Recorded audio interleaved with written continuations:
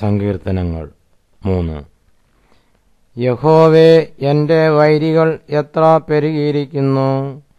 എന്നോട് എതിർക്കുന്നവർ അനേകർ ആകുന്നു.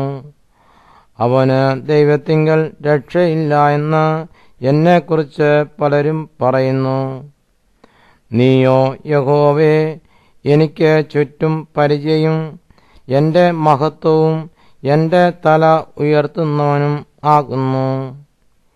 ഞാൻ യഹോവയോട് ഉച്ചത്തിൽ നിലവിളിക്കുന്നു. അവൻ തൻ്റെ വിശുദ്ധ പർവ്വതത്തിൽ നിന്ന് ഉത്തരം അരുളുകയും ചെയ്യുന്നു.